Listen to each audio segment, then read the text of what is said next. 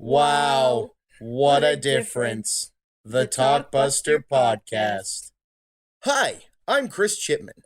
You may remember me from such podcasts as the Chipman Brothers Tangent and Creating Geeks, a parenting podcast of great responsibility.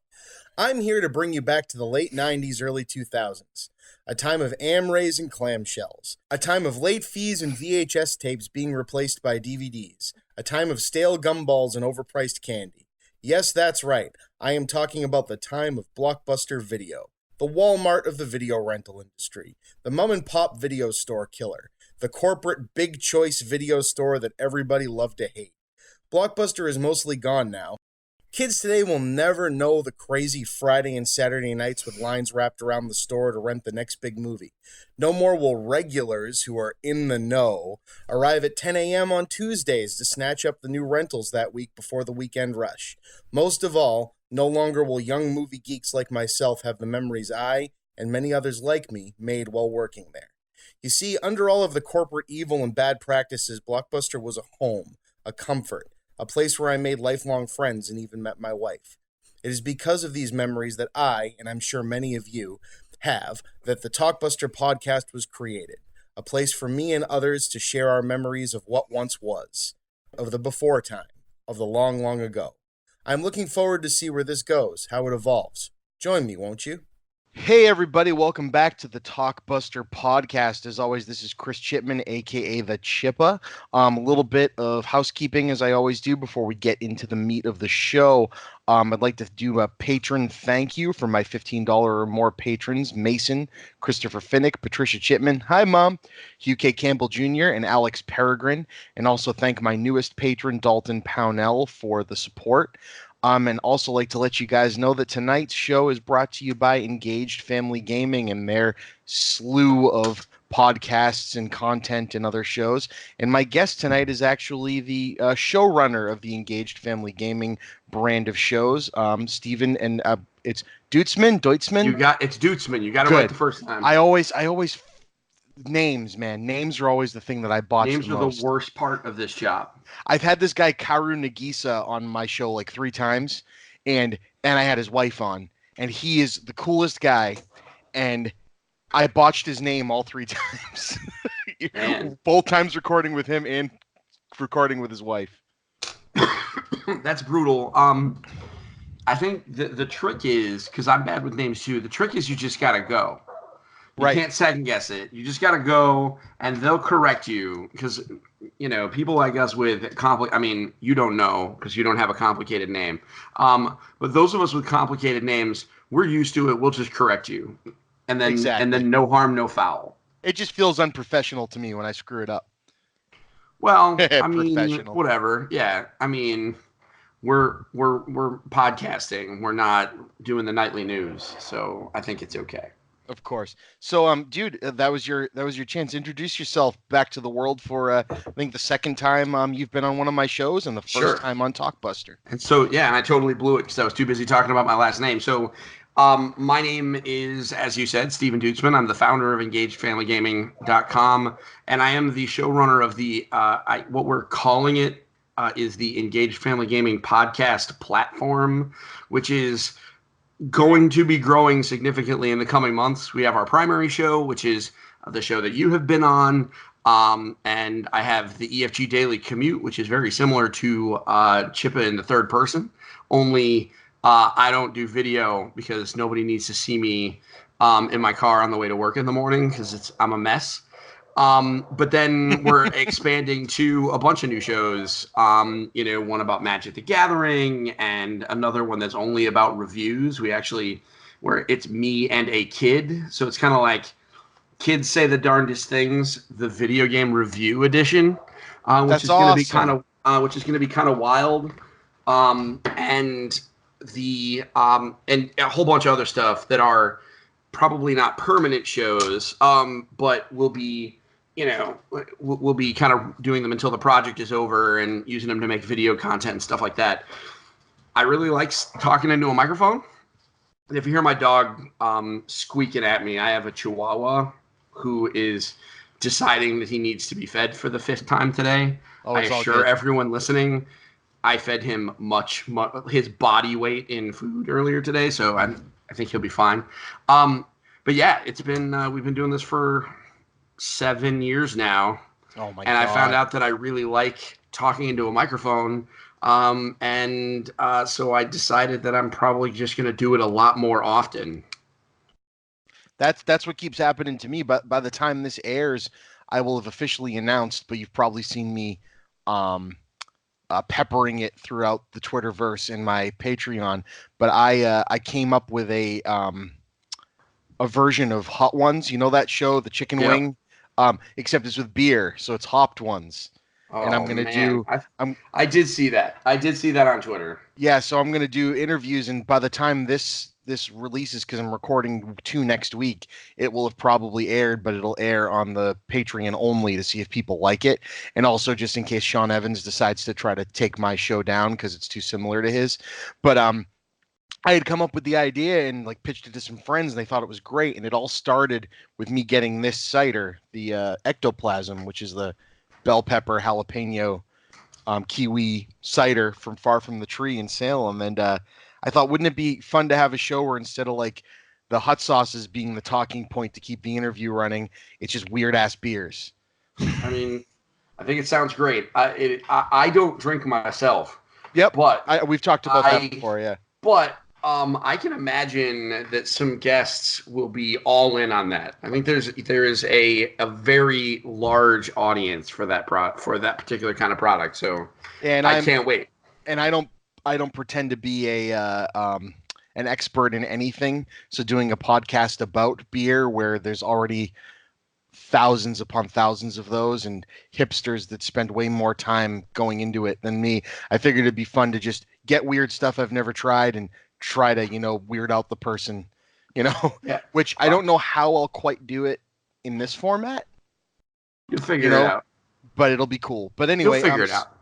So yeah, so this is the Talkbuster podcast, and you were a former Blockbuster employee. So before we get into our little icebreaker game, which I don't know if you've listened to a show where I've played it yet, but it's been part of the more recent podcasts, the Right Quote Wrong Movie. And this is your board game, This is my card game, yeah, and I am going to kickstart this thing. I had Jason Anarchy, who makes Drinking Quest, among other things, who I met at PAX East. I've had him on my other show, and he's been kind of good for feedback and bouncing ideas off of, so that's been great.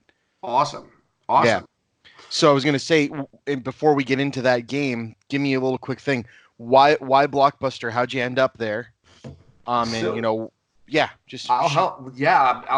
that. I still know my number. Your employee number or your store code? Both. Nice. And part of that is because I actually, for whatever reason, had my Blockbuster card. We have like a safe in our house where we put like not only important papers, but we put like gift cards and stuff like that. Yep. You know what I mean? Just so that it's an easy place to put everything in one place. And for whatever reason, my Blockbuster card was in there. And I was looking at it just the other week. I think it ended up getting thrown out, which is really stupid considering how cool it would have been to take a picture of it with us doing this podcast. But oh yeah. I was there for a long time. I ended up there randomly. It was the Bristol, Connecticut store, which was, from what they said, one of the highest volume Blockbusters in New England. I've heard that.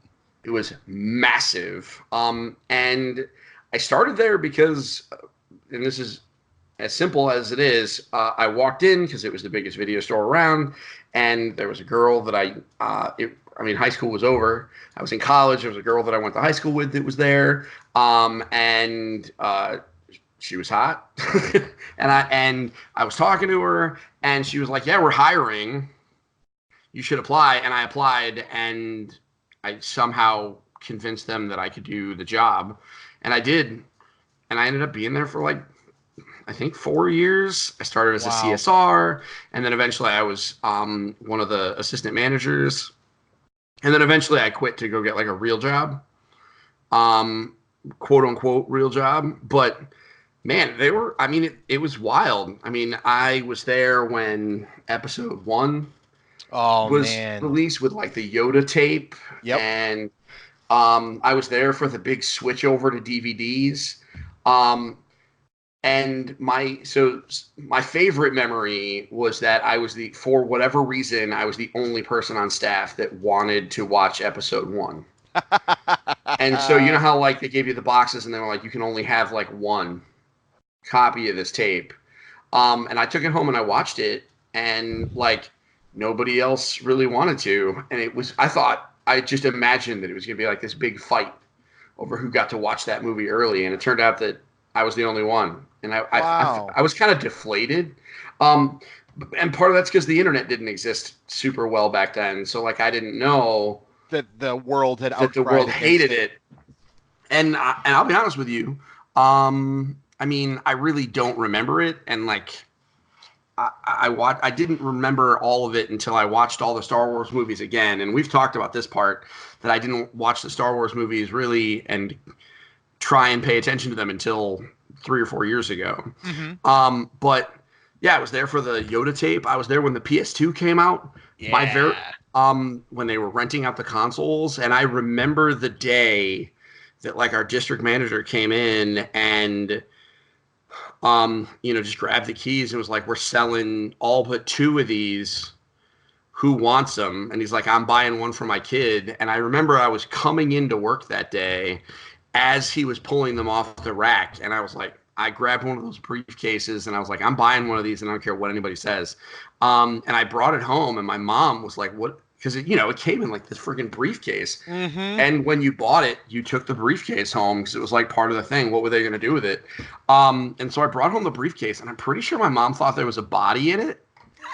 Like, and I was like, Mom, it's a video game. Like, it's video games. And my parents, you've heard the story, that them being very supportive of my video game habit, quote unquote. When I brought home a PS2, they were just like, I guess you needed another one of those. But it was the first one that I ever bought with my own money. Yep. And I got it at a ridiculous discount because it was used, and they were they were pricing them to move. I mean, you remember, and I'm sure in your store it was a mad rush to see who got to take however many home. Yeah, you and I were there at the exact same time because I started shortly after episode 1 came out, because I remember it might have been 6 months later, because episode 1 was theaters in 99, video late 2000. Yeah, just was about it. Yeah, I think so. So I started in 2001, and I remember doing up Darth Maul face paint for my brother because the company would not let you wear masks. So he said, well, if I paint my face, they can't have me take it off. I mean, he's not wrong. He's a clever fellow. I thought that was great. So he dressed up like Darth Maul for the release of that. And, that movie does get a lot of crap, but I have a special place in my heart for it. That was one of the first times that, in my lifetime, that there was something huge like that I went out for myself.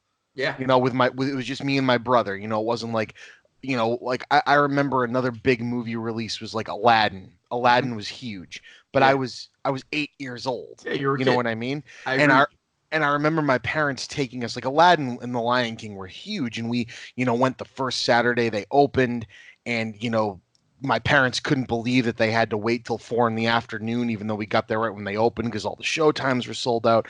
And so episode 1, Bob and I went to the first show of the day and waited in line. It was wrapped around the theater, and that mythos hasn't left that movie for me. It's not a great movie, but I still like it. Yeah. But no, the PS2 thing's a funny one because I remember I didn't end up getting, I didn't need to get one of the ones for sale because my brother, he worked at Suncoast Video after working at Blockbuster.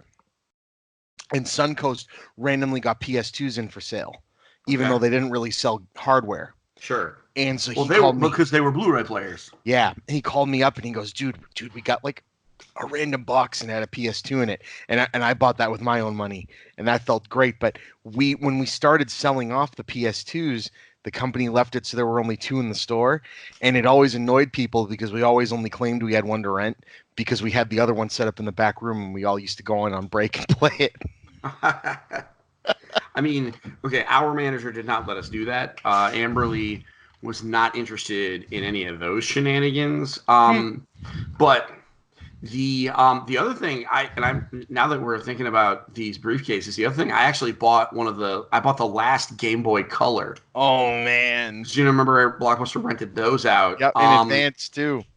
Yeah, I didn't get a hold of that because that got scooped up. But the Game Boy Color, there was one last one that was just kind of kicking around, and I think it was kind of just forgotten by the inventory system. You know how like sometimes things would be like, why has this not gotten dropped to used, or just sent back or something, and it just kind of hung out. And eventually we got the order to take it down, and I was like, no, that is going to my house.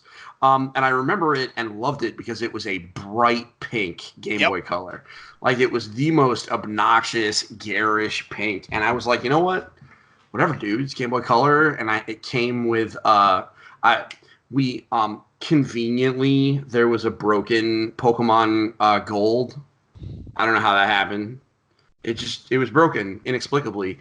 And I was able to bring that home. I swear it was broken. And so that was like my first real Pokemon game. So it's weird that like a lot of folks, we think about Blockbuster and obviously you think of movies, but for me, it was like such a huge part of my gaming history. And even to this day, I'm not much of a movie guy. I enjoy them, but like I still look back at that Blockbuster time as being, everything I know about movies I know from then, but also it really was important for me as far as like my video game development. I guess it's the wrong word, but you know what I'm saying. Well, yeah, you get to play everything. I mean, we got the same deal with the games you did with the movies, right? Yep. So, I remember when Metal Gear Solid 2 was released, and we got something like 200 copies of that to rent. It was asinine. And the whole store, like all like whatever 20 or 25 employees or whatever it was, all rented a copy like before it came out, and we're playing through it together and like talking about it when we came on shift, and that was just such an insane time. And it was funny, I was talking to Sandy Harding at the Blockbuster in Bend, Oregon, and she said that that's unfortunately the thing that they've had to drop. The games. Is the games. She said they didn't stop renting games. She said they just stopped getting new ones. She said because Blockbuster, succeeded in the movies because they were owned by Viacom and Paramount, and they had deals with all the film companies, so they could get 200 copies of a movie at a discount, whereas the mom and pop store still has to pay the $120 overhead charge and then pay it off with the rentals, right? That's how it worked. The games, no matter what, you paid face value. There was no deal coming in with the games. So she said, now, you can't really be dropping $60, $70 a pop to put a game on the shelf that might not rent. Yeah. And it's like, oh, that's because she has to buy everything out of pocket. There's no like distribution center, anymore. So she has to like go to the Best Buys and the Walmarts and get deals. Like, okay, if I, can you put 10 aside of, Bumblebee, and I'll come and pick them up, and I think that's crazy, right? Because she's still doing, like she said 90 to 120 copies of a new movie, and they're out on a Friday night, just gone. Like, yeah, that's super cool. And so it's good that you want to talk about the games, because I don't get too many people on that want to focus on anything but the movies. So let's run down the list. You were talking about Game Boy Color. Did you guys have a Pokemon Snap machine still when you started there? We did. I was there when they I was there when they put it in. Nice. So I was there when they put it in as a customer. And it just hung around for a long time. Because that's one of the things about working at Blockbuster, right? Like, they at that time, late '90s, early aughts, they were like fixtures of your community. So like, I would go in there. My mom's notoriously indecisive, so she would be in there looking for movies. Half the time, she picked a movie she already watched. Right, of course. Which is not an uncommon problem. And my brother and I would our game. We were obviously there to pick a game, and we knew what we wanted within minutes. Right? We were like, "Oh, this is." So we just sat around like hanging out. So I remember the Pokemon Snap machine, and I remember it still being there when I showed up to start working there. And man, under the nightmare that it was. I could only imagine how crazy it was when it was at its peak and kids were coming in there and trying to mess with it and parents not understanding Pokemon in general. No, wait, maybe I'm getting my timing wrong. Because it turned into Stadium. Like they went and remember because Nintendo and Blockbuster weren't willing to give the machine up. So they swapped it over to the Pokemon Stadium machine. Yeah. I remember that. I think I'm getting some of my times messed up. It's okay. Well, because it was a long time ago and I'm old and stupid. But so I actually was there as an employee when Pokemon Snap came out. Because when Pokemon started and was like a big deal, when you had the cart with the merch, got shredded every day. It smelled like maple syrup. Oh man, it was a mess. I was designated as the guy to explain Pokemon to parents. And so, like, the rest of the store... Quick, bring in the weirdo. Yeah, exactly. And they did the same thing with, like, Digimon and, like, all that stuff. And, so, yeah, no, I was definitely there for all the Pokemon stuff. And I remember that Pokemon Snap thing was a nightmare logistically, and nobody knew how to work it. And it would break all the time. Yep. It was such a cool idea, and I absolutely played the crap out of Pokemon Snap. But I remember vividly, like parents coming in and being like, "Hey, what's this Pokemon thing all about?" And our store manager would be like, "Get Steve." And then I would come over and I would explain it to these like glossy-eyed like parents who were just like, "Oh, so it's okay." And I'm like, "Yeah, I mean, they're cute little pocket monsters and whatever, like Pikachu's a lightning rat. It's fine." And they're like, "Okay, fine." And so they would just buy stuff. The one regret that I have is that I did not buy out all of their Pokemon card theme decks. Right. Because I should have known. And I wish I had just spent a little bit of my paycheck every week and just bought Gen 1 Pokemon merch, specifically the cards, and just not opened them and just put them away because they would be... I'm sure that they wouldn't be mega valuable now, but they certainly would be, like sealed theme decks, like Fossil and all that stuff would probably have some value now. Of course, and it's just a super cool thing to have. Like, also, it would be awesome. My kids would be... Stuff doesn't last. Like, how many people... I mean, you think generations back, but our generation and then our kids' generation, right? Stuff doesn't last more than 2 or 3 years. You know what I mean? Yeah. Like, so for there to be something that you played and still play that you can share with your kids. I mean, you mentioned earlier, Magic the Gathering and other stuff like that. It's amazing that these things are having this longevity now that it didn't seem like they were going to. Really, yeah. Pokemon was a huge deal, but you roll your eyes and go, okay, yeah, that's huge in Japan. It'll last in the U.S. for a few years. I was convinced, man. Listen, if my career was based on what I thought was going to be big and what wasn't, I never thought. I mean, I knew Pokemon was cool. I didn't know it was like make a movie with Ryan Reynolds cool. Like. Well, right. Like the fact that Pokemon is still going strong in the Twitch generation blows my mind. And the fact that it's arguably never been stronger. Like, it's picking up speed.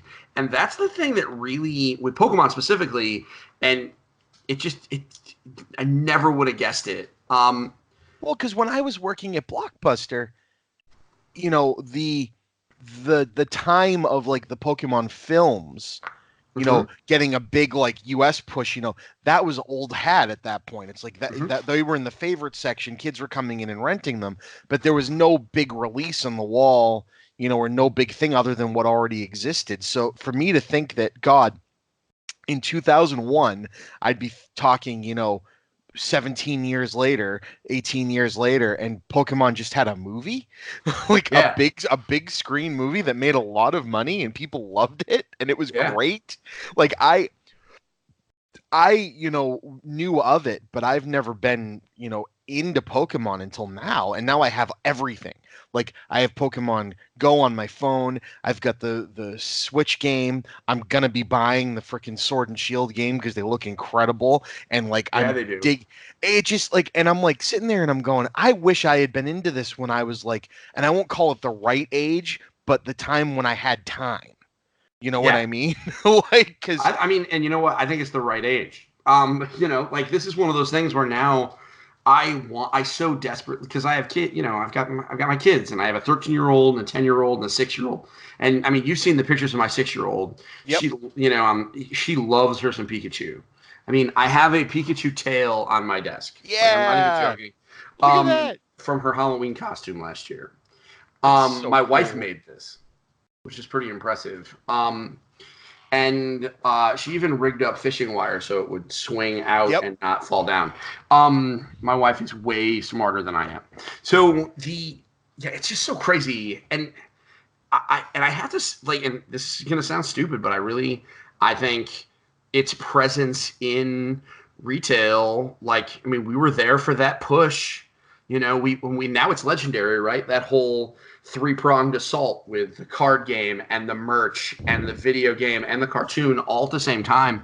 Like, we were on the right on the front lines of that war being waged, and it worked. Yeah, it worked. It was so brilliant. And it's incredible, you know, when you think about the people involved, and it's like, for as many times as Nintendo looks like that they're just behind the times, they were spot on that damn thing. Yep. Like they picked the right horse to bet. They bet on the right horse, and Pokemon Company, oh man, just so smart. They brought it over. It hit just at the right time. The games were just good enough. I mean, let's be real. The Game Boy games were not like immaculate games, right? Like, they weren't, but they were just good enough. You know, they were great, not perfect. And they were just great enough to grab the attention of kids and give them that kind of power fantasy of being a Pokemon trainer and like catching them all and, you know, kind of really perfecting what the Game Boy was for. That, man, it's so crazy just to think about it. And now my kids, today, they were arguing about who's going to get Sword and who's going to get Shield because they were trying to figure out who was going to get the first Surfetched. You know what I mean?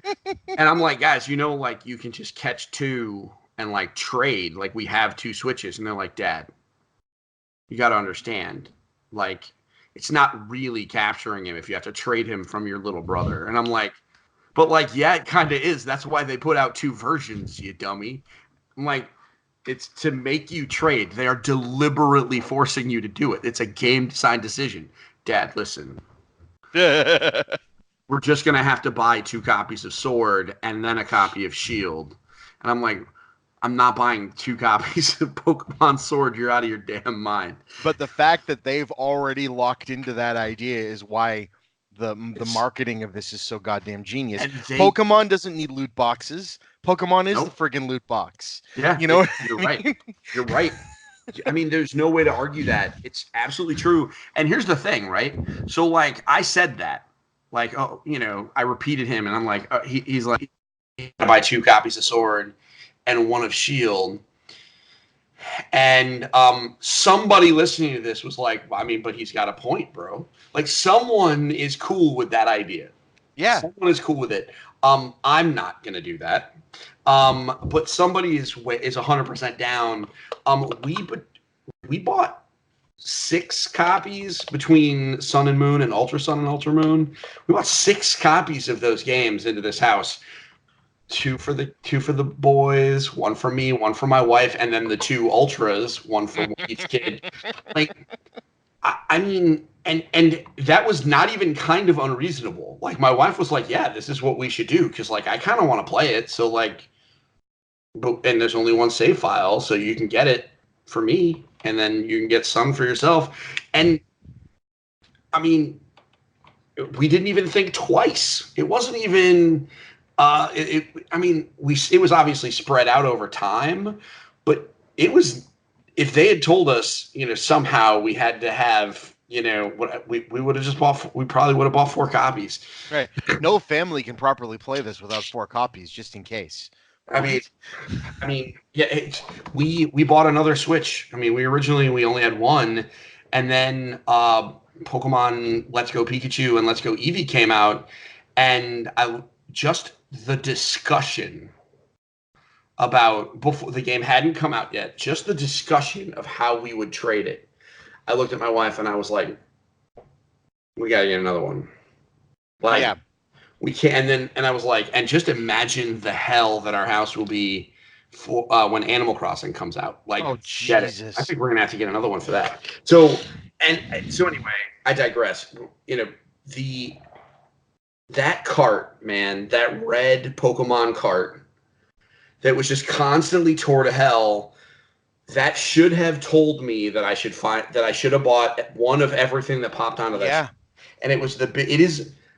I don't have many regrets, but that is one thing that I really wish I did, because like some of that stuff would have value, or at the very least, it would be super cool to share to my kids and be like, "Listen, I remember back when there were only, when there were like less than 200 of these things." Right?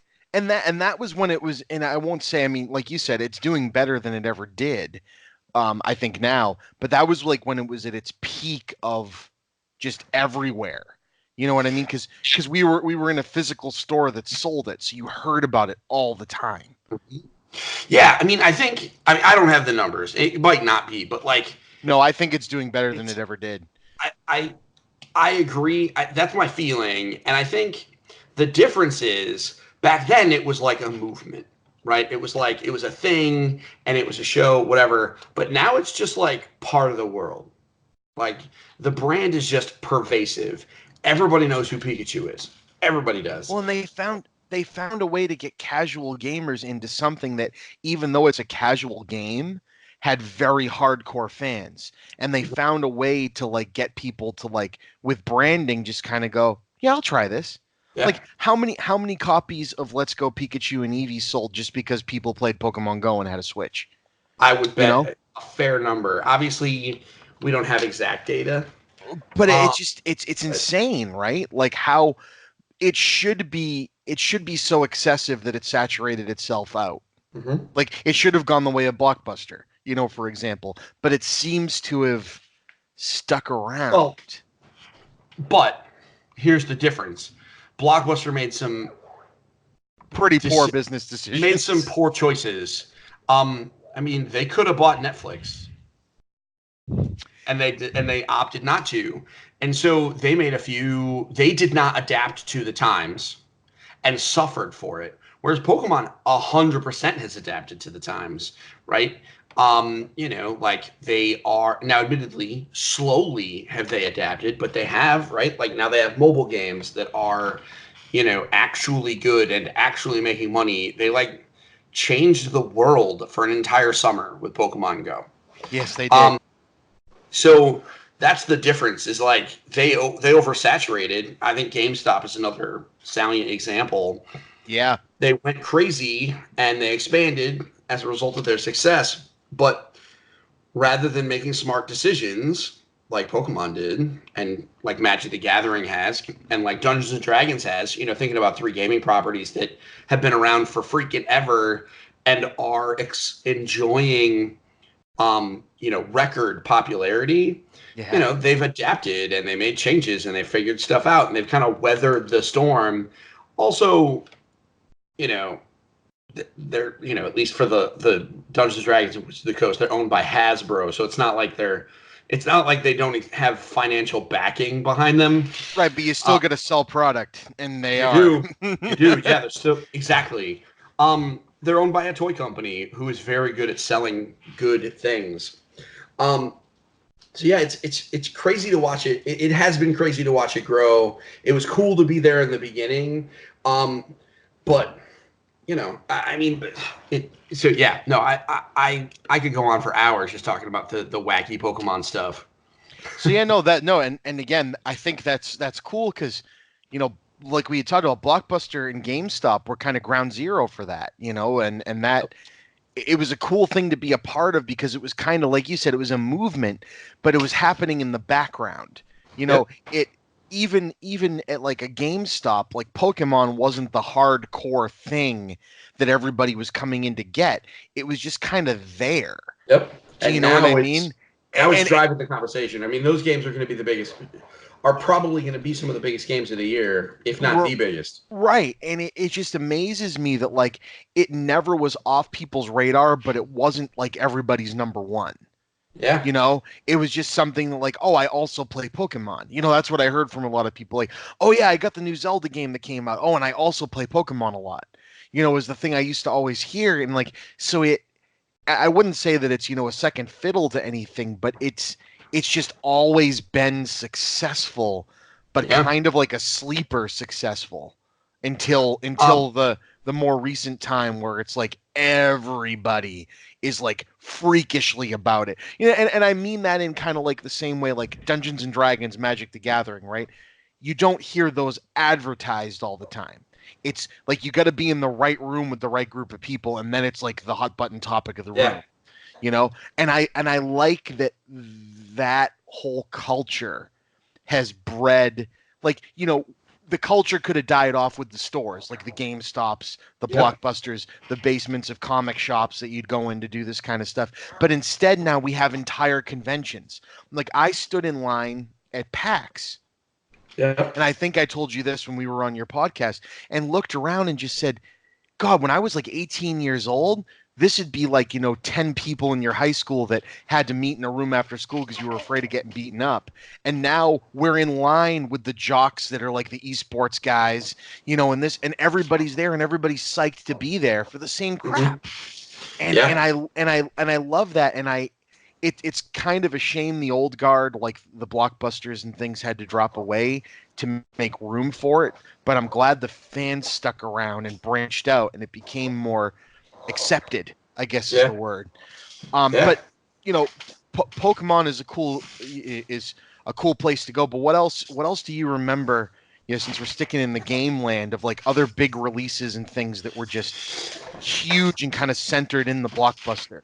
Well, I mean, you talk about Metal Gear Solid. Oh, those games were big. I mean, I remember when, I remember, kids, fighting to try and get those copies, to be able to bring them home.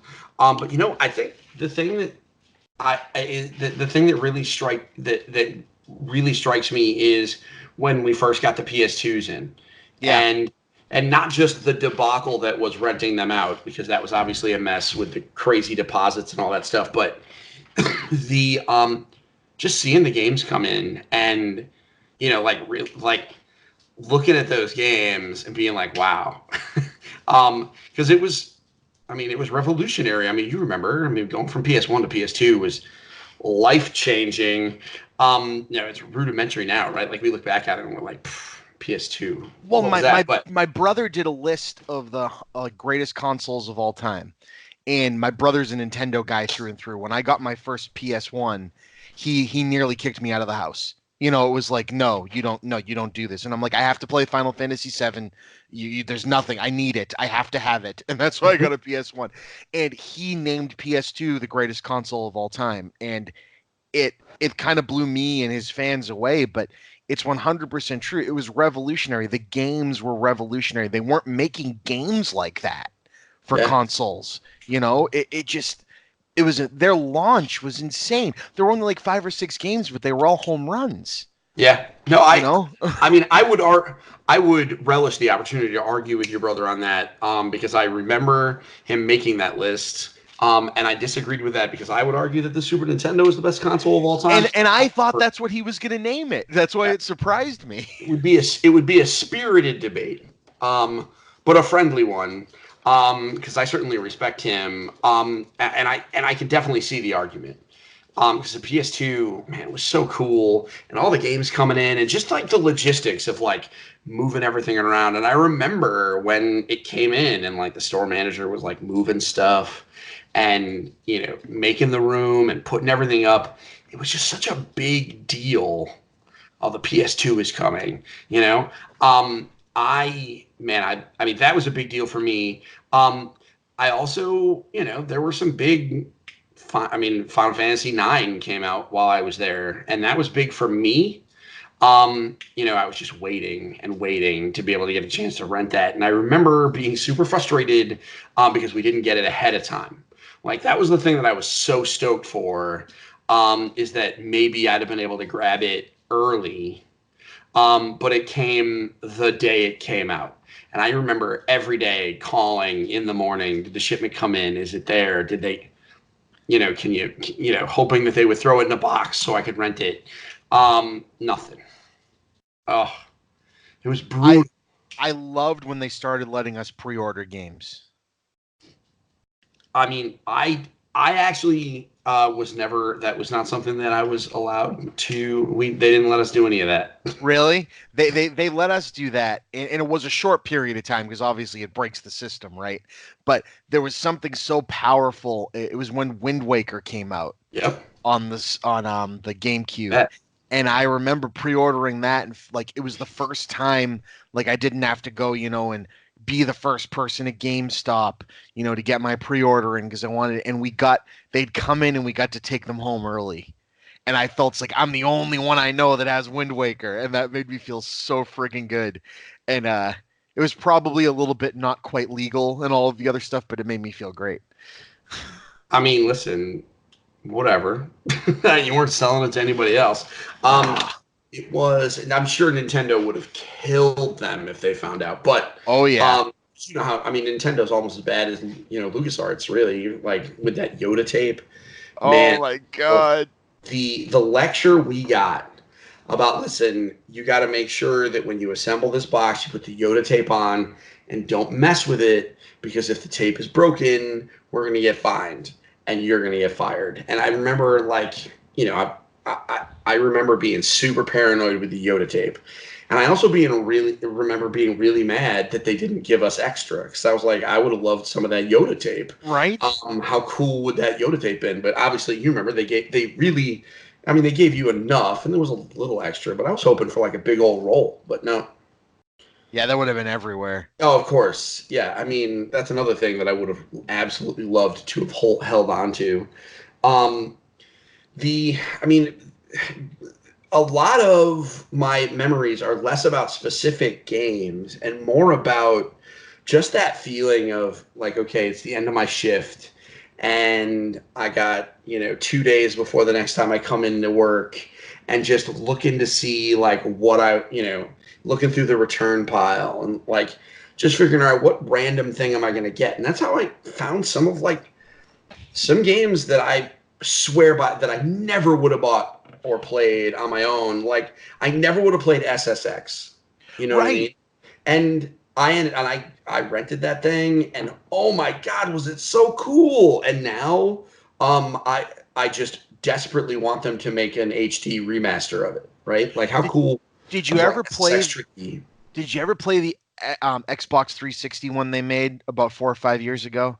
They did make, yeah, I played the new one. I didn't play it on 360. I played it on PS3. I rented it on I dug that. GameFly. Man, it was so good.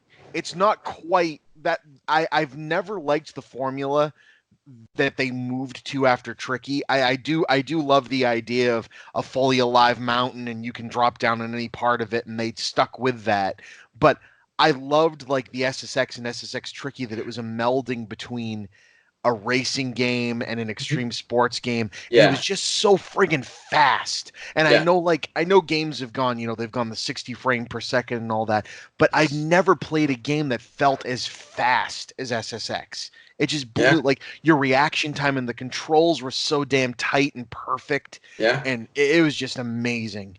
Yeah, and I would have absolutely walked by that in a store. You told me I had $50 and I could go buy anything, I would have bought some random obscure JRPG And I never would have bought like a sports action game. You know what I mean? And the same thing with like, that's a big one. I mean, obviously there were some misses, right? Like I rented The Bouncer, but like, The Bouncer. but here's the thing though, like I rented it and it was free. So like it didn't really hurt me. I don't know about you, but I had a serious late fee problem. Me too. Where it was like I would get my 5 free rentals and then I would invariably turn them in late.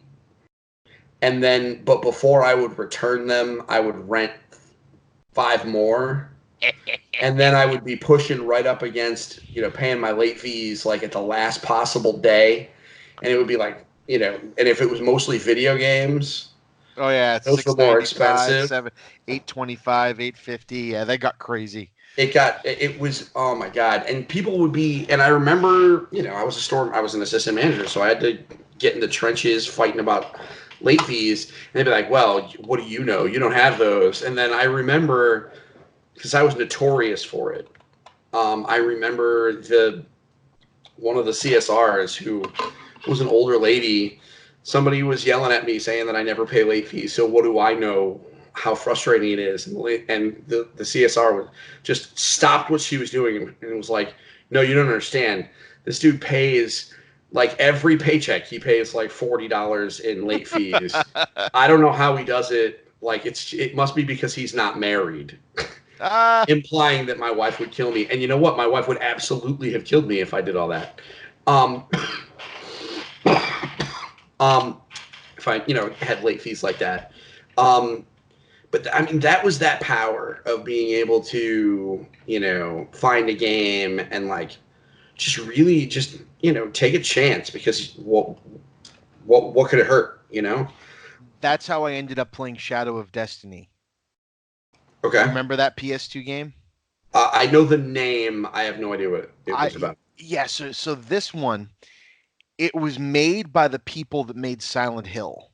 The original ones. Okay. And it was the same production company, same writer. But it's a game that I would have glanced by because there's no action. It's literally like as close to a point and click strategy game as PS2 games. Like it's one step above being like a Monkey Island game, because there's just like nothing really happening. It's all just story driven. But the idea of Shadow of Destiny is that kind of a mist thing going on where you kept playing through bits in the same town, but over different time periods. Okay. And the idea of the game is you're a guy, you're walking down the street, the game just dumps you and you start playing and you're murdered. And then this like homunculus guy shows up and goes, hey, I have the power to bring you back to life. You're going to keep being brought back to life and you have to look around and solve your murder. So it's kind of like Happy Death Day, and, things like that. And the game is just, it's so incredibly well written. And I bet you if I went back and played it now, it would just be a complete bore or it would just be too clunky.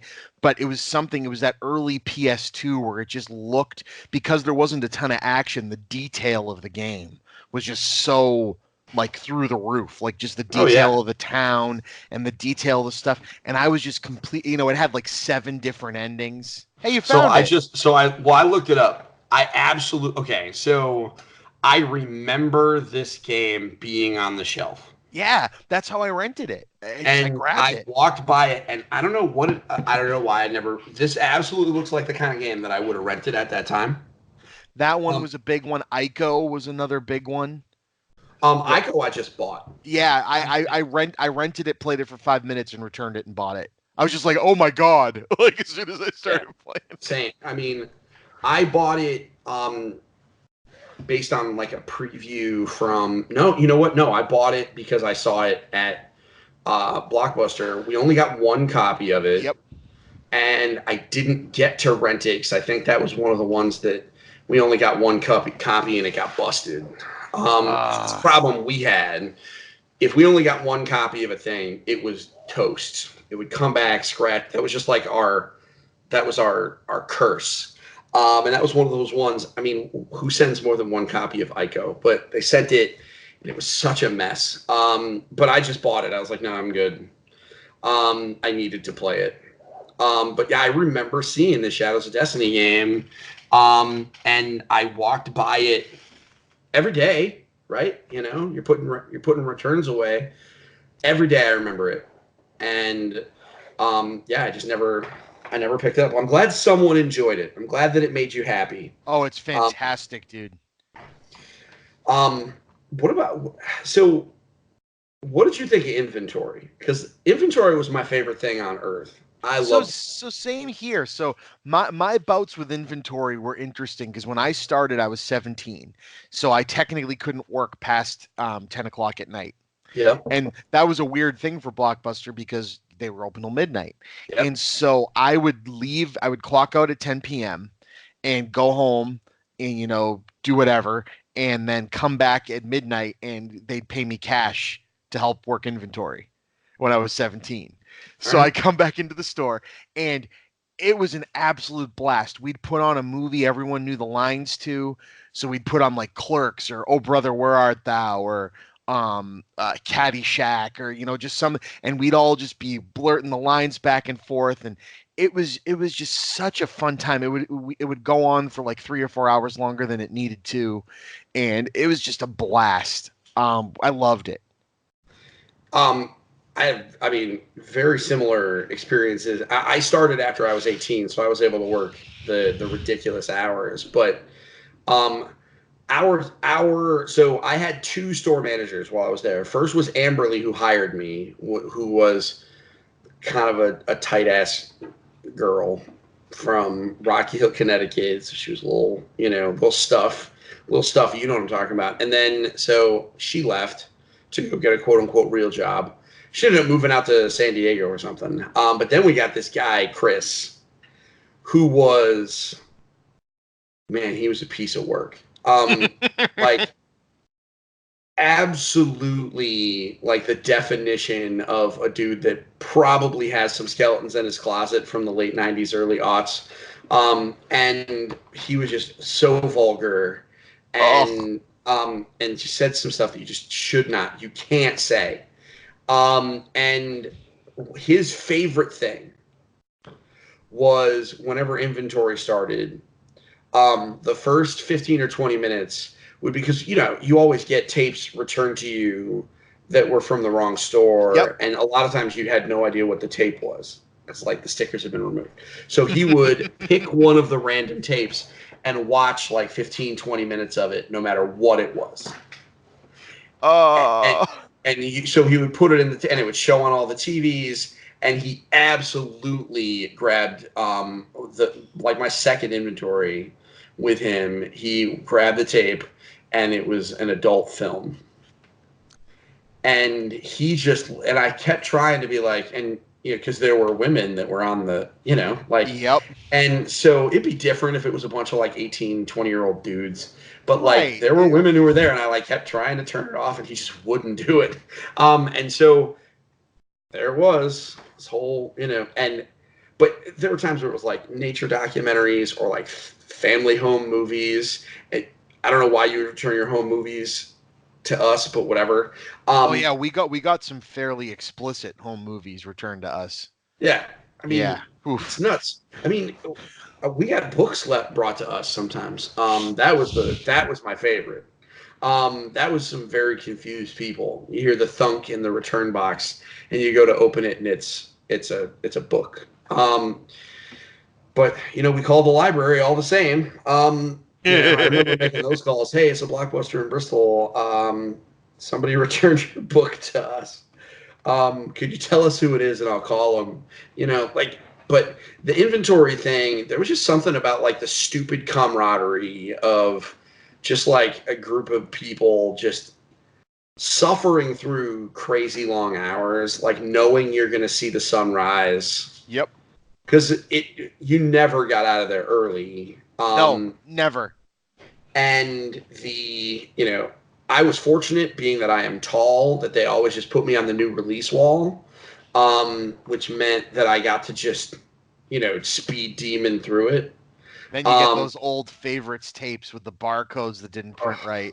Oh, Oh, I was so fortunately, well, not so. Our store manager insisted on going through the older stuff, because there was always stuff wrong with it. So he didn't want to. So they wanted me to just be tall and fast and do the outside wall. And they would put one guy on one end, another guy on the other, and we would always be just racing to see who got to the end. Yep. And it was a point of pride that I would try and get more than halfway done before we would meet. And it's like we had a Pizza Hut that was like right next door, so we'd order like way too much pizza, and it was that has instilled in me the love for like the stupid times at work when like you're supposed to hate it, where it's like working in a call center on the first day of the year, where you're supposed to hate it, and I'm like, no, this is crazy and stupid, and this is when I just love it. Or just like Friday or Saturday night at a Blockbuster is just absolutely crazy, and you got lines out to the back of the store. Those were my favorite times because it was just so crazy. No, right, and you make a good point, because I found that like when I was a resident advisor in college, everyone would dread move in, move out day, because that's like when like you're like at like the top of your hours you have to work. Yeah. And I remember like, I don't know why, but there was like a comfort to it because of those inventories. It's like, no, I like this. We're all a little bit stressed out, but we know everybody's stressed out, and we're just here helping each other. And yeah, like you said, you order weird food, and you have weird conversations and share stories. Did you guys ever go out to eat after inventory? No, only because it was always breakfast time, and I always just wanted to go to bed. Yeah. We had a Denny's. I was just like, I'm out. We had a Denny's that knew us and had like a section like for us that we'd go. I think if we were that close to a Denny's or something, we probably would have done that. I think for us, like, is just the location of the store, there wasn't anything like convenient. Like we could have gone to like McDonald's or whatever, but like there's nothing. But that's just not fun. But really, that was when it was just like, no, I want to just go home.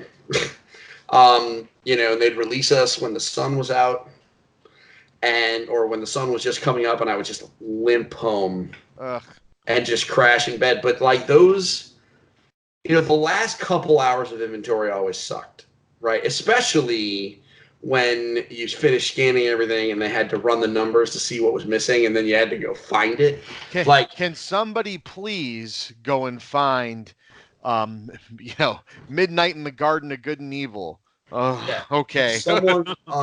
Someone go rescan The Green Mile, because it says we're missing 15 copies of it, and I know we're not missing 15 copies of The Green Mile. And so,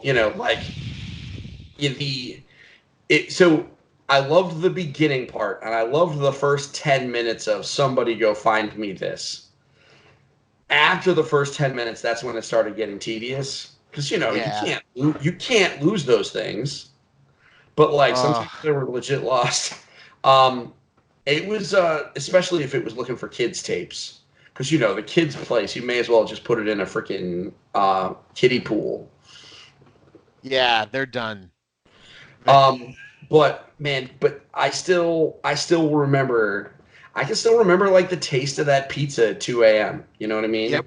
Like there's just something about just hopping in there, grabbing it.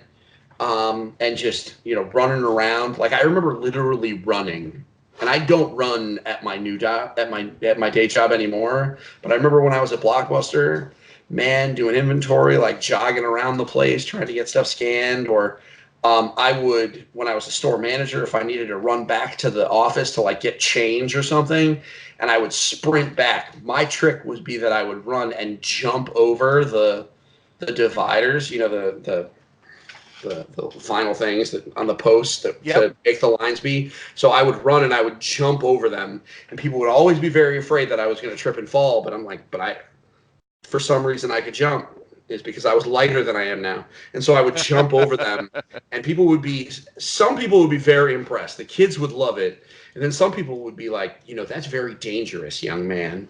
Young man. And I'm like, what do you got to do? But man, the stories are all coming back. I think this has to happen a lot for you when you have, people come on where they know roughly some of like this, because there are stories that I still tell all the time. Yeah, But like, that's why the show started. Because every time I get together with people, this is where the conversations always go. It's great.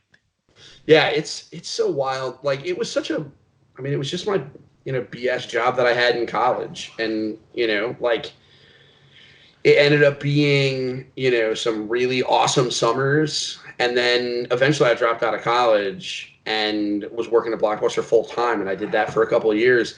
Blockbuster is actually how I got to my first New York Toy Fair.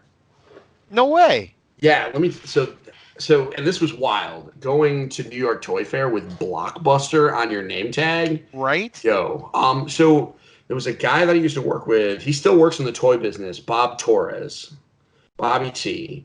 And so he was one of the assistant managers with me.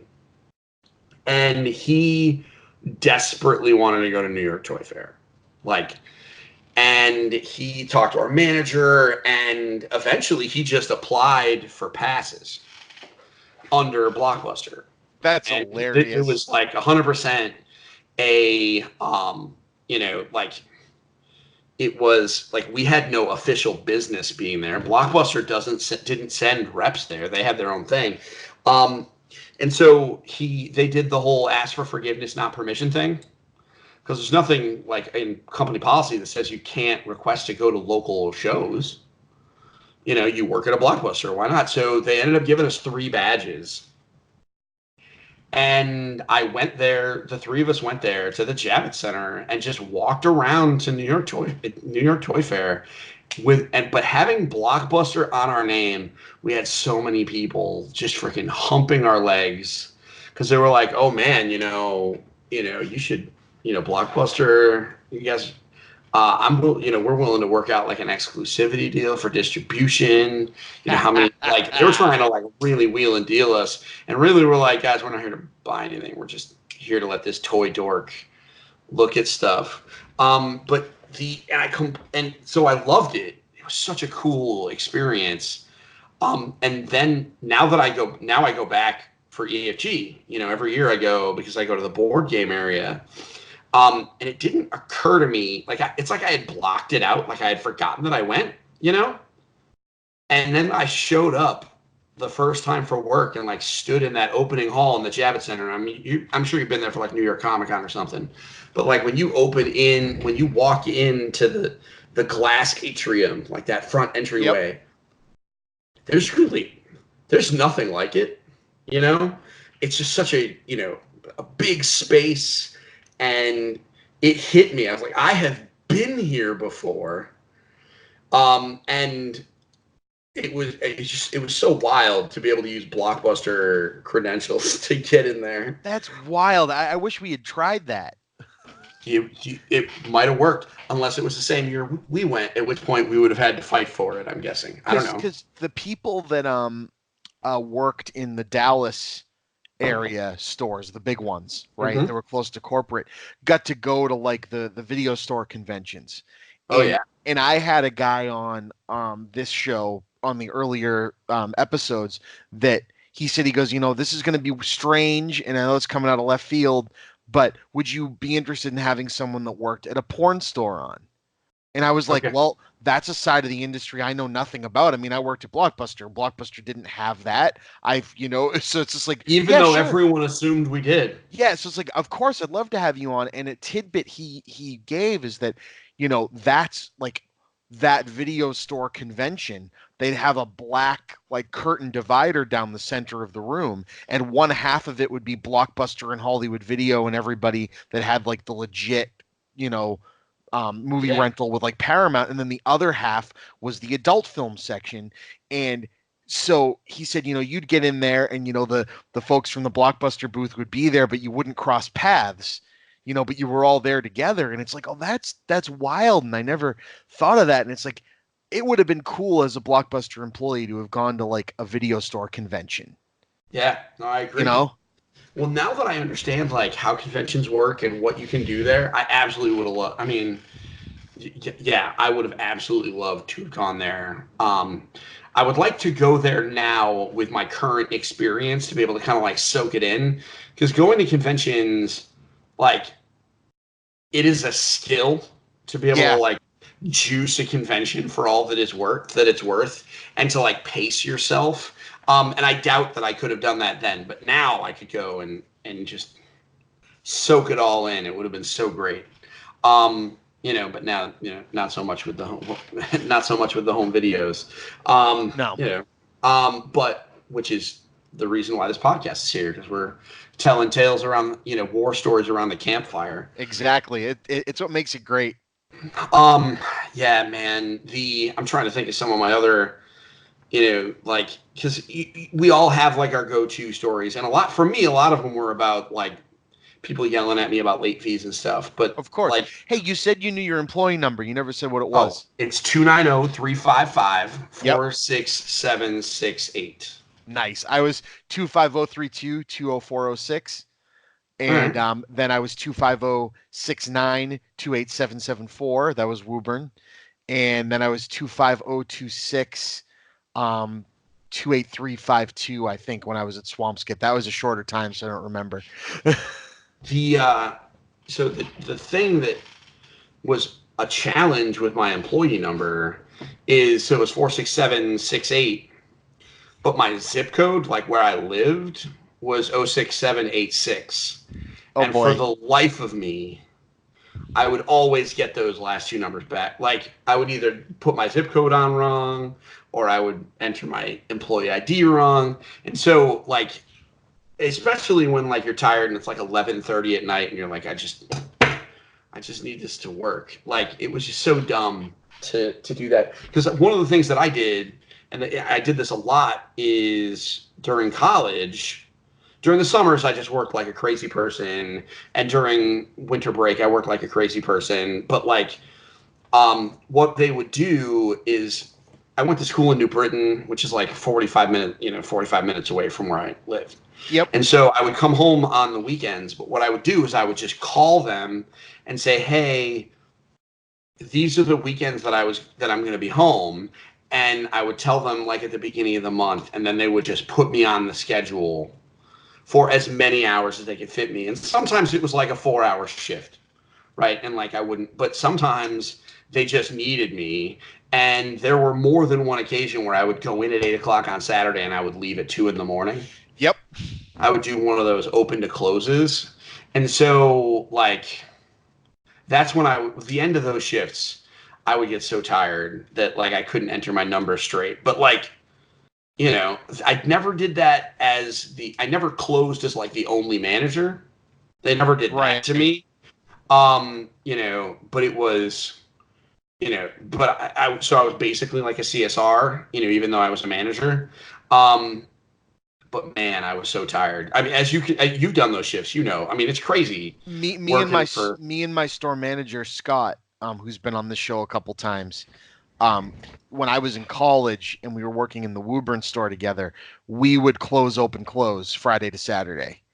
Yeah. We would close on Friday, open Saturday, close Saturday night. And so what we would do is we'd have the 2 to 10 overlap shifts. And then him and I would take like a 2 or 3 hour break and then come back and close Saturday. And the reasoning for it is I was his assistant store manager. And the way he looked at it was, the stores get ripped apart on Friday and Saturday. Yep. So if we close open, we can get out, we can just count the money and leave at like, 12:15 on Friday, turn around, get there early Saturday, spend the day, cleaning up to get ready for Saturday night. And then Saturday night will be an easy close. You know what I mean? Yeah. And so it worked really well. And him and I hung out every weekend together anyway. So we just go out to dinner. You know what I mean? And it was like, all right, this is actually kind of cool. But those shifts were terrible. Close, open, brutal. Close. Oh, my God. It made sense tactically. But I wish I could go back in time and tell you not to do that. The same thing with me. And, especially, during the winter. Like the winter break, like during holidays. I remember, like, I used to love working Thanksgiving night, like we would finish up, everybody would leave, and I would go in, work from like 5 to midnight. And I would do, or 5 to 1 or whatever the, or was it 4 to 1? I can't remember. But my family would all leave, and my dad would be half asleep watching football. So I figured I'd just go into work and get some time and a half. Those were my favorite nights because that's when like you'd see all like the kids coming back from college, or it was wild. And I remember rushing into work after eating my turkey. I'd have leftovers to microwave Right. for later. I don't know if your store did this, but the company had at least were you in franchise stores or corporate? So it was a corporate store. Yeah. So the company, at least, where we were, that they kind of laid the hammer down of, everybody works on holidays. And so we had, people that went out of town. So we would split up the day with everybody else to make sure no one got, screwed. No one was stuck working, an 8-hour shift. So we'd work it around. It's like, oh, your family eats dinner at night. Cool. You open, and you guys. So it was cool. But my mother would do a cool thing because I always did the night shift on Thanksgiving, like you just said. And so she'd come in with a full Thanksgiving dinner at night for like the people on the closing shift, which I thought was really cool. And I always remember that. Like it made everyone so happy, Yeah. No, I mean, I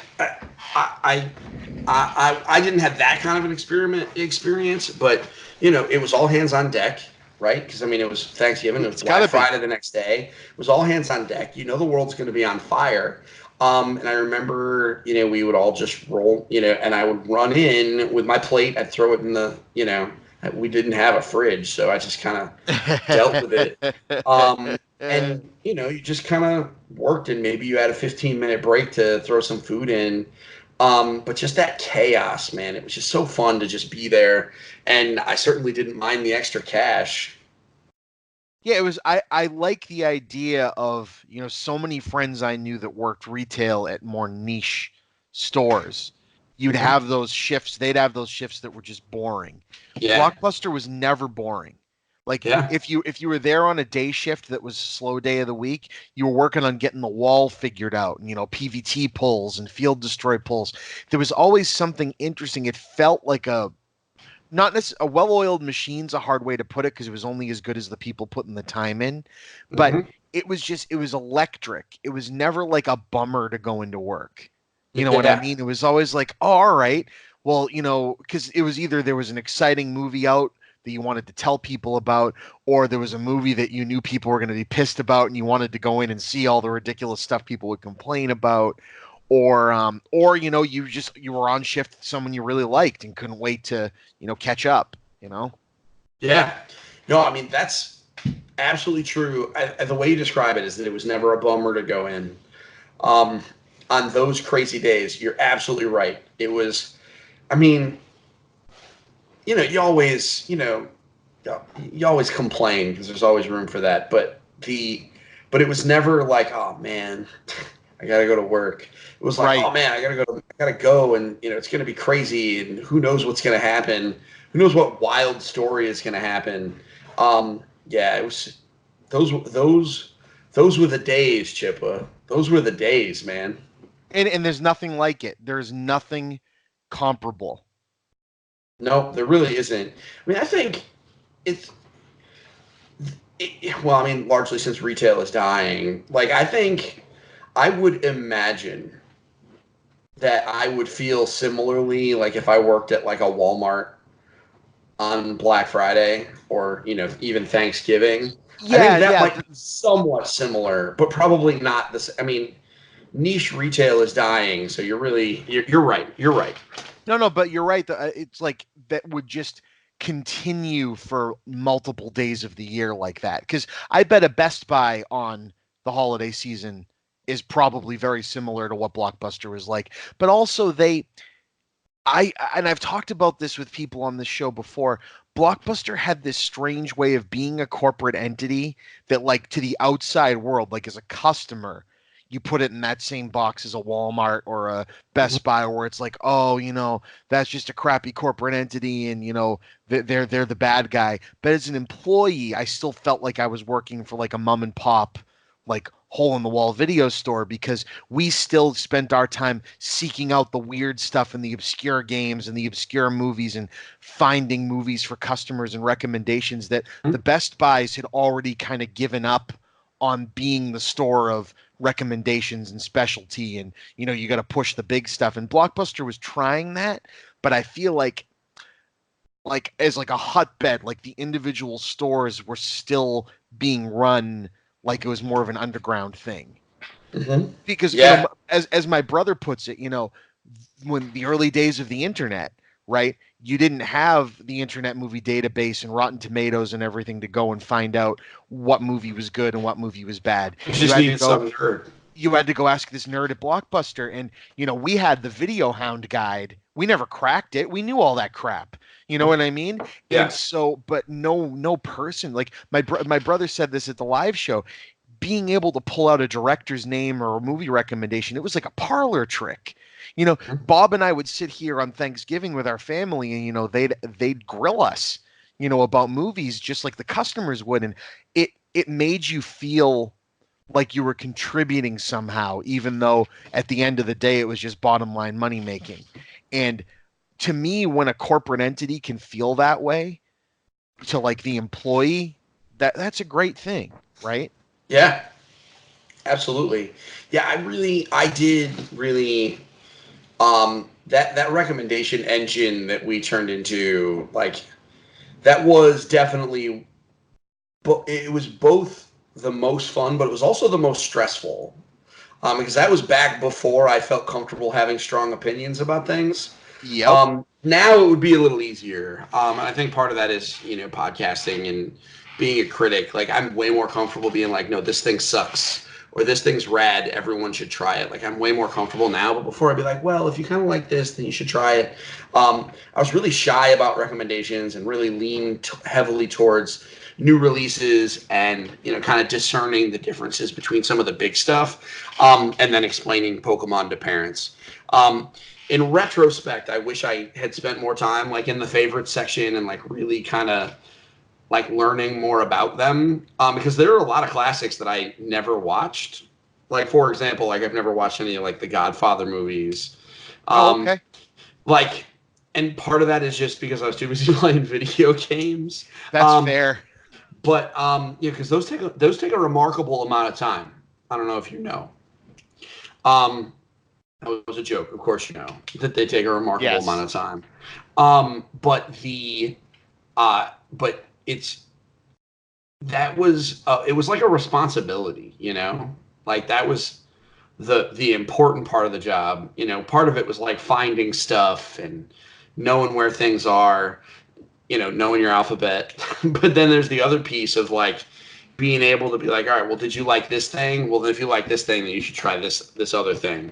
Man, that was a responsibility that we had. I'm glad that at least some of us took it seriously. Right. We had some guys in our store that went as far as to write reviews. They'd go and watch the movies or play the games before they came out and leave like little review cards for people. So when they weren't there, you could be like, there's Tim's review. Because people came in looking for this guy. Like, we want to talk to him about it. Not having delved too much into the favorite section and stuff, do you remember anything fairly obscure, like a one-off or a one copy, or just something that like really struck out as, this is so cool that my Blockbuster has this? Because, a lot of the favorite inventory would come from like, Blockbuster would buy out old chain stores and just keep their inventory. You know what I mean? So you'd end up getting some obscure thing that maybe Blockbuster wouldn't normally carry. Do you remember anything like that? I don't. What about as far as the games are concerned?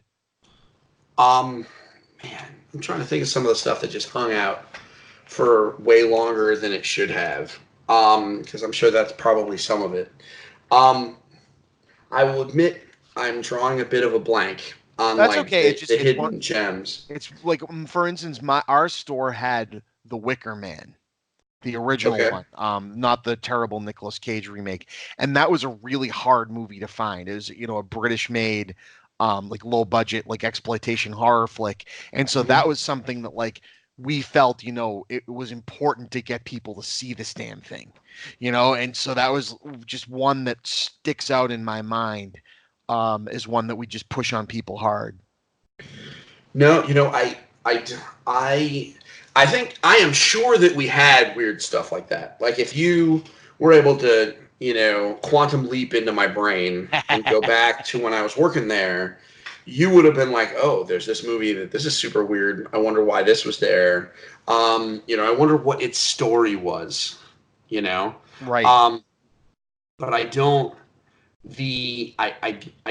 I truthfully, I don't remember them myself. I will tell you that the movie that stuck with me the most, that I watched that I probably would not have watched, is Boondock Saints. There you go. That was going to be the next one I mentioned. So there.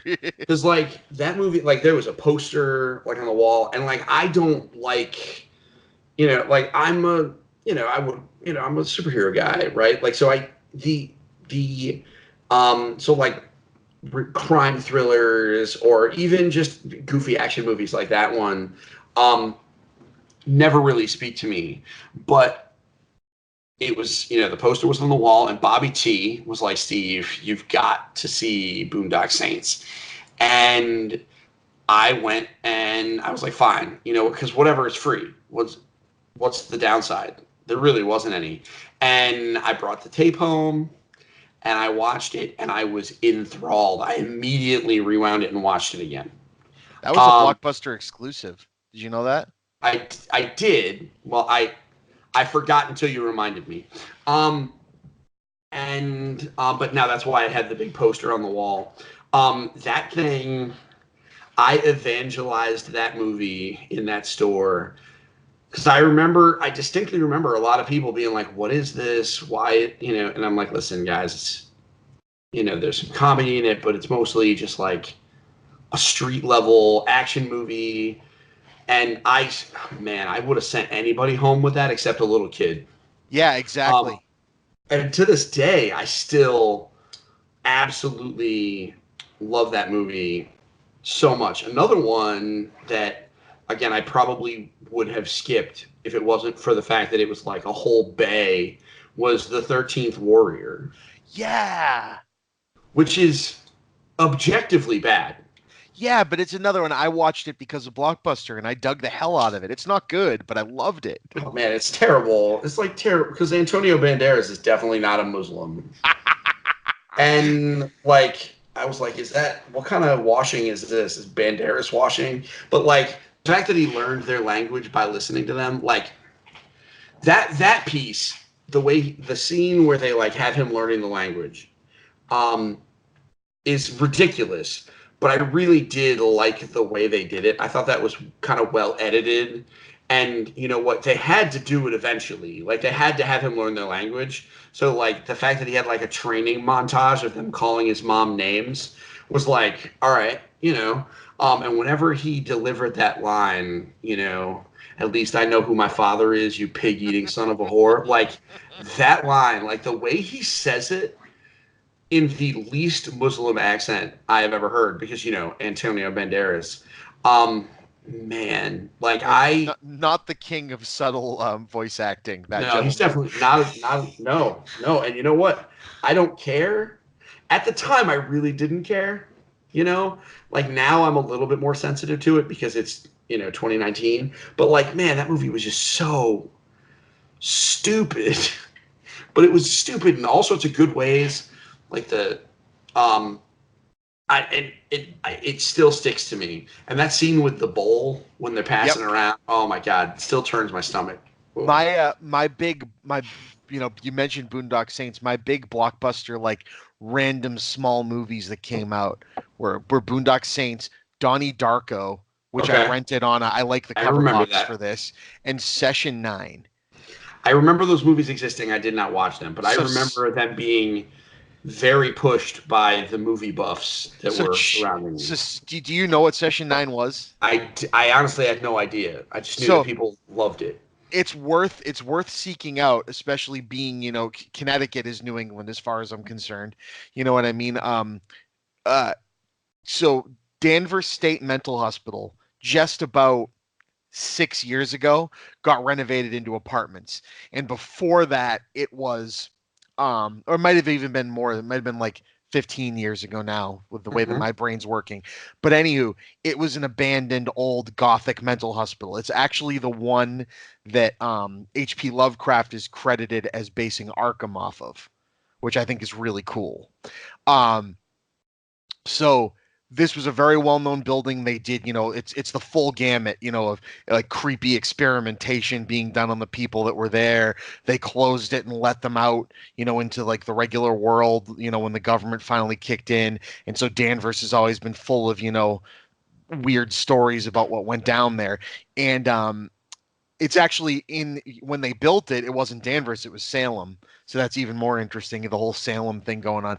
But they staged this horror flick and filmed it there. And the idea of this horror flick was that a hazmat team, was being brought in to clear the place out to get it ready to be, torn down and turned into apartments, which was about to be happening in real life.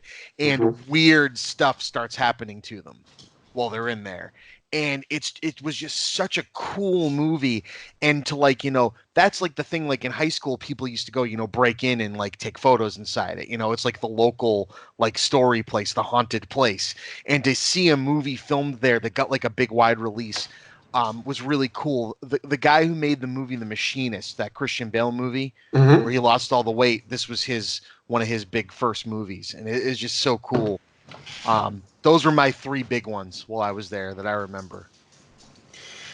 Yeah, I mean, I'm trying to think if there were any others that were like, that caught me off guard. I mean, obviously that's when that discovered like a bunch of really stupid anime. Yep.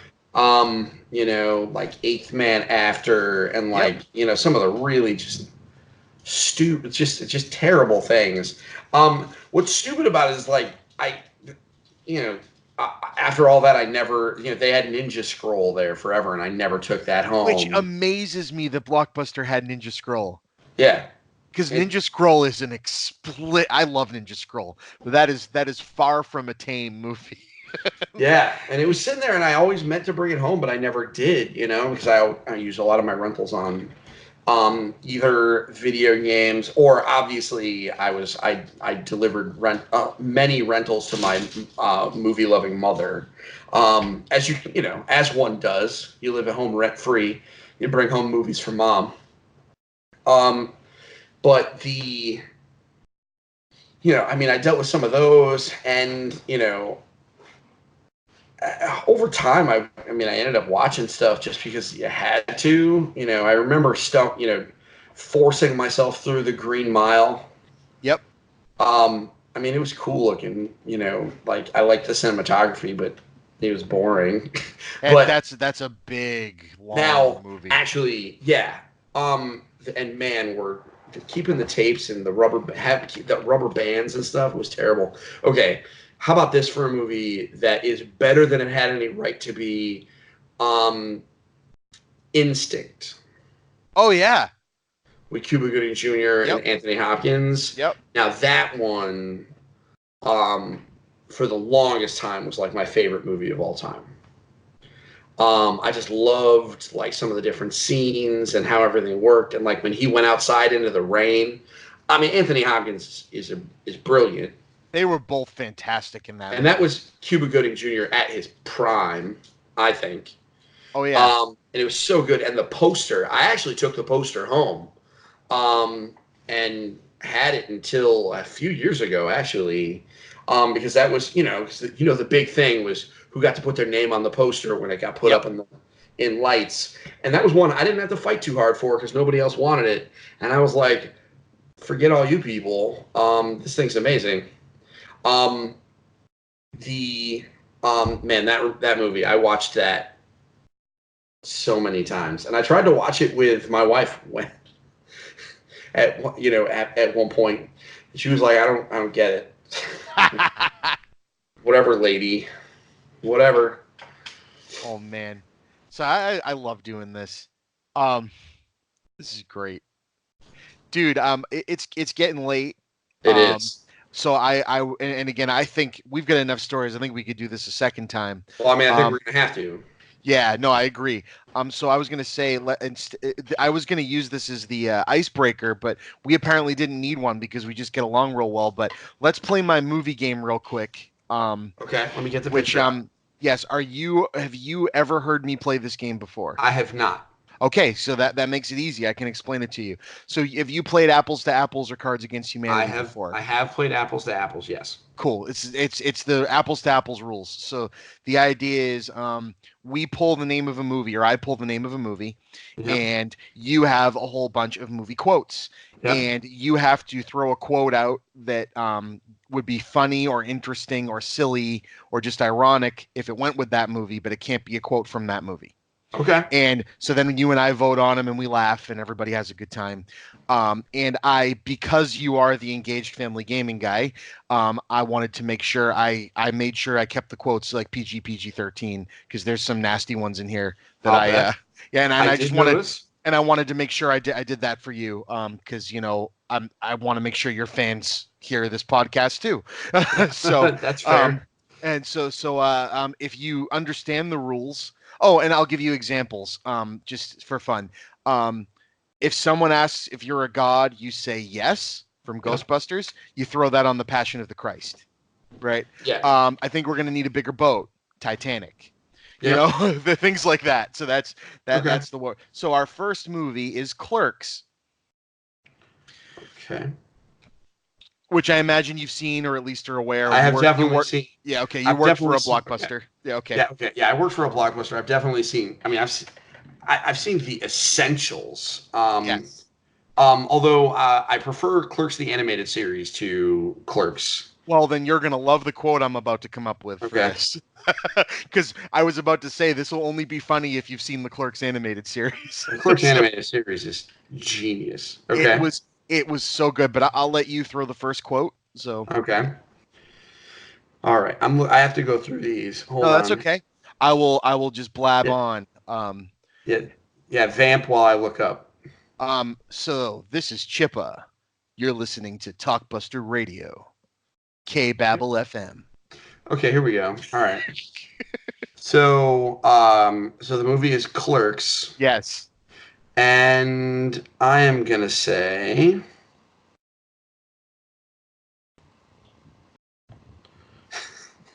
some of these are really good. But so I'm going to say one-stop shopping, everything you need right at your fingertips. That's perfect. Dawn of the Dead. Yeah. Okay, this is great. So tell me if this rings a bell from the Clerks animated series. Yep. Is it safe? Do you remember that one? Yeah. Oh, so man. Marathon Man. So I love that. Is it safe? Sure. It's safe. It puts the lotion on its skin. It puts it in the basket. Dude, be quiet. Is it safe? Yeah, it's safe. The guys in the hospital, don't worry. Remember what we told you. It's safe. Everything's safe. And then Jay and Bob are out there lighting off M80s in front of the hospital. Yeah. Oh my God. God, that was so good. That show. I think I still have the DVDs. Look at this desk. I got it from IKEA. I made it myself. I have all these spare parts left over. Alec Baldwin was genius casting in that. I think Alec Baldwin is arguably genius casting in everything. I agree. Leonardo. Yeah. Oh man. He exchanged the town of New Jersey with the Canadians in exchange for the debilitating polio virus. Oh man, I'm gonna watch that show now. The Temple of Doom episode is one of the best things that they did. Oh God, now you're making me want to go watch it. I'm gonna have to go find the DVDs or buy them again. It's not like they're hard to find. No, yeah, I bought those at Blockbuster. My copy of Jay and Bob Strike Back and the Clerks animated series was a PVT. I mean, you're darn right, man. That was problematic because man, I had so many Blu-rays that I never even took out of or not Blu-rays, DVDs that I never even took out of the plastic. All right. So next, so I think you took that one. I think your quote's perfect, even though I think I tripped into mine because I happen to have one that mentioned shopping. Right. All right. So the next is Army of Darkness, the Sam Raimi, Bruce Campbell classic. Yeah. All right.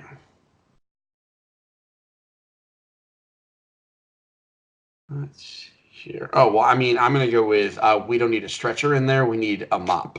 A mop. Nightmare on Elm Street. um. Oh man, I don't have a good one. This is where you just see, I mean, this is the strategy is you just put out one that you don't think will ever apply to anything. Yep. And don't hurt. you know what? Darkness. I mean, that one's not bad. Wait. All right. Yeah. Okay. That's from Roadhouse. All right. Then I still think you took that one.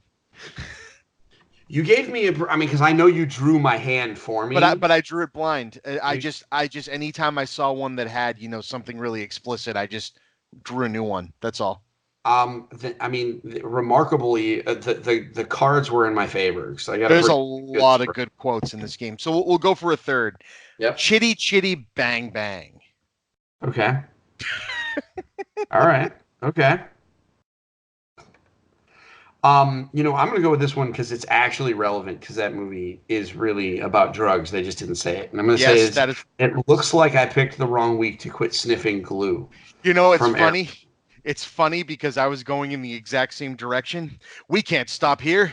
This is Bat Country. Fear and Loathing in Las Vegas. Yeah, that Chitty Chitty Bang Bang. Can we just say, here's what I want to know. That is a movie that is ripe for a remake. I can't believe they haven't remade it 3 times. Right? And Herbie is another one because I think I like cars that come to life. Like Herbie seems like one. I mean, I know they did it with what's her face, Lindsay Lohan. They need to erase that one. Yeah, I mean, well, now they've figured out how to make good ones. It just makes sense. Like, do a new Herbie with like Zendaya or something. Oh, I'd watch the hell out of that. She rocks. Right? No, I just think that there was just always something off about Lindsay Lohan, but like Zendaya gets all the same like vibe, right? Like she's young and she's cute and she's sarcastic, but she doesn't like just sound. She doesn't like have train wreck written all over her face. Yes. She seems to have escaped the train wreck, wreck gene. And Chitty Chitty Bang Bang, like it's so stupid, but like with CGI and like all the stuff we can do with practical effects that we know they can do because we've watched Star Wars and all this stuff. Like, come on, let's just do it. Anyway. No, that's 100%. So I hope you enjoyed that. I really like that game. I actually played it at the live show with the whole crowd and people loved it. So as someone who is a board game critic, yes, I am not a huge fan of the apples to apples Cards Against Humanity genre in general. I struggle with. However, I think as that genre goes, I think this has a lot of promise because movie buffs are movie buffs, and movie buffs love to do their movie buff things. And I could only imagine you like I think my head would explode like if I was sitting there with you and your brother playing this game because you guys know so much. Like the obscure references, like I'm sure when you were making some of these quotes and picking some of them out, like the knowledge flowed through you. Oh yeah, and I actually I've crowdsourced it, so it's a living Google Doc that I keep sharing with people that I know and just keep going, just add things to it, man. Because I want to have expansions for it, like because I want to get it. Need them. I want to get it up to about 500 quotes to like make like it's at 300 right now to make the like pitch version. Can I make a suggestion for one? I think you need to put in I knew you had potential, lad, from Transformers the movie. I can't believe I don't have that. Because I knew you had potential is that line is my favorite line from that whole movie. Oh my God, that's a perfect one. Also, very useful. I think that's one of those ones that is applicable in a broad number of. You could use that in a lot of movies. I think that might be a decent pairing. So you got to remember to. I will Facebook message you now. Yes, so please do. Please do. But that is that is officially my suggestion. I knew And seeing it, the one. I mean, that's. Oh, I know exactly what. As soon as you started saying it, I'm like, oh man, I can just see it in my head. Like, that's perfect. And then he transforms for the 15th different way Yep. in that movie because, of course, he is. Well, he's broken, so we forgive him. Exactly. I love Cup. So the Cup is one of my favorite Transformers. So and that line does not take away from him. So this game, since you haven't heard me play it before, it started as me and my buddy Jim at work. We go to lunch from time to time, and we come up with movie games. Like we started by playing 6 Degrees of Kevin Bacon at lunch, and we said, "Oh, we can make our own." So we have like director speed dating, where you each get assigned a director, and each person has to come up with like Mad Lib style like script ideas. So, you'd have like Quentin Tarantino and Robert Rodriguez. Oh no, sorry, Robert Rodriguez and Guillermo del Toro. So it's like it's a movie about a young girl in peril who's also a bug, and stuff like that. And just have, but this one stuck, as like with broad appeal. So I you've seen with what I sent you, I have a printed version that there's a board game cafe up the street that I was thinking of. They do like open play night, like for people that are like going to try to kickstart something, and I'm going to bring it there. I definitely recommend that. I mean, if you're going to kickstart it, I mean, you have a following and an audience anyway, and this isn't the kind of game that would require like you wouldn't have to make $1 billion to kickstart it. It's a matter of the printing and things like that. But the best advice to give you for somebody that's going to work on a Kickstarter is go to those proto nights, like with the prototypes. Build a mailing list, and because what you want is like, let's say you go look for $3,000 or something, so you can do like a small run. You want to get as much of that as you can in the first day. Yes. Because that's where all your momentum comes from. So like, just since you have it now, like get emails, get business cards, like whatever, and then just throw them into like MailChimp. Yeah. And then just send the email out and set it up so that when you go live, you can send the email out and get as many of those bodies as possible. This is not it's not like you need minis and, this is going to be a relatively inexpensive game. 500 cards in a box is nothing. Right. Exactly.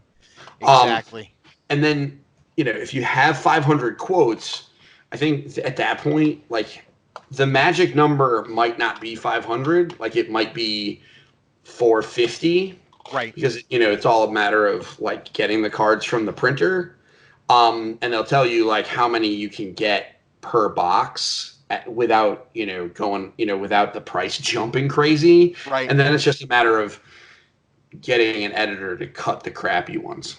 Exactly. That's the part of the play test, and some cool feedback that some friends have given, that said, hey, of course you've got a lot of pretty well-known quotes in there, but a cool thing you can add to the blue card would be, like using a movie everybody knows as an example, but let's say someone had never heard of Star Wars. It's not going to happen, but just use that as an example.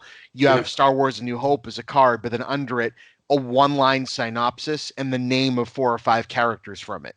Because people might not know Star Wars, but they know who Darth Vader is. So they can go, oh, it would be funny if Darth Vader was saying this quote I have on this yellow card. Okay. Yeah, absolutely. I mean, that's definitely copywriting for the cards. And like, you could do that. You could do that in your sleep. I mean, I agree with that. Having the opportunity for the movie cards to give a little bit of background, I think it just means it's less likely that somebody's going to get a dead card. Like if you gave me, Fear and Loathing in Las Vegas or whatever, like I haven't watched that movie. With that said, like this movie is definitely not targeted at me, and that's okay. Like most movie buffs have seen that movie.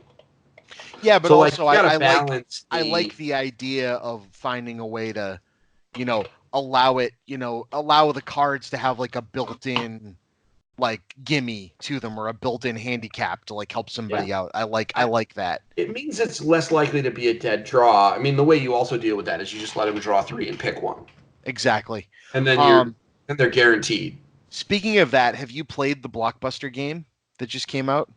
I have not. I'm good. I mean, it's just a matter of buying it and bringing it out. But listen, it's 1:45, and I have to get up at 5. Yep. So, we got to do this again. Yeah, indeed. Let me catch up on sleep, and then we'll do it again. All right, man. Have a good night. So thank you, Steve, for coming on the Talkbuster podcast. Thank you all for making it a Talkbuster night or day or whenever you're listening to this. And please be kind, rewind, and I'll talk to you later, buddy. No problem, man. You take care. Thanks for having me on.